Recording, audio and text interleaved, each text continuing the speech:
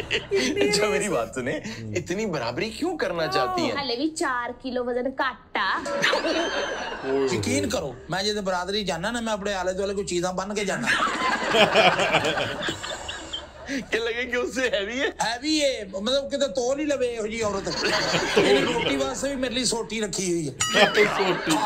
अच्छा आप क्यों इतनी बराबरी? मैं कुछ माड़ा कर दी दसो, नक बचाने वास्ते माड़ा कर दी मैं कुछ? वो तेरा नक बची जाता ना, मेरा अंदर नू जाई जाता। अच्छा मेरी बात सुने, आपको इतनी जेलसी क्यों है? हाय हरून साहब की दसा ते फितरी शै वा। मतलब उन्होंने 10 मरले दा घर लिया है ते मैं इन्हां नूं कहा तुसीं 11 मरले दा घर लेना वा।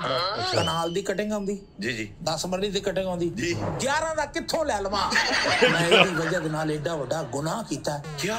मेरे घर दे पिछले पासे कब्रिस्तान, जी जी, मैं 1 मरला कब्रिस्तान दी कटिंग विच पाई है। हाँ जी, 3-4 कब्रां मेरे वेड़े च।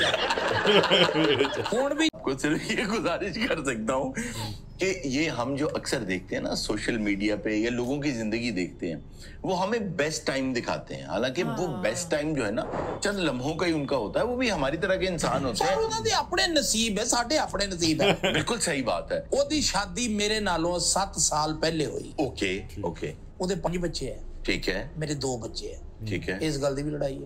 आप ये भी एक ज्यादा करना चाहती हैं? हरून साहब मैं की दसा, ताने मिलदे आ, मेरा नक नहीं रहंदा दुनिया ते। तेरा नक नहीं रहंदा, मेरा कख नहीं है।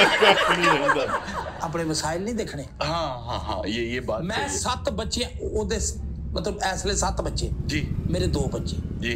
मैं अगर 8 बच्चे इन्होंने मैं किस तरह पढ़ाना है, किस तरह रोटी खवानी है। हर बंदा ना अपना नसीब नाल लेके आंदा वा। तो काला ले ले आई अपना नसीब नाल। देखो खांदे पींदे लोग, जी जी जी जी, उन्होंने 7 सीटर गड्डी ली। अच्छा अच्छा, हुण मैं 8 सीटर गड्डी कित्थों लब्बा? तो बंदा कुछ भी लभ लेंदा वा। कि तू मेरे तो पहले को अच्छा बंदा लभ लेंदी। मैं किथे? अच्छा तो फिर आपने उसका क्या हल मैं किया? क्या कोस्टर ला देना तेन। जी जी, कहंदी वो भी नहीं मिलना। तो फिर आपने क्या किया? कुछ भी नहीं पाई जान, मैं आल्टो नु खिच खिच के लंबी की। चलो चलो मेरे नाल पार्किंग दे विच ओनू एक अजीबो गरीब गड्डी नजर आई। अच्छा यकीन करो। अच्छा अच्छा अच्छा अच्छा अच्छा, आपने वो वो लगदा मैं दुनिया दा जेड़ा तवील तरीन आदमी ना ओदे च सीटा ले। अच्छा आप मुझे ये बताएं कि शीना जो आपकी बहन है, आपका क्या नाम है? बीना? हाँ जी बीना। अच्छा शीना, बीना। अच्छा शीना का जो वो जो है उनके हालात हैं, उनकी जो चीजें हैं, हाँ जी, आप उन पे नजर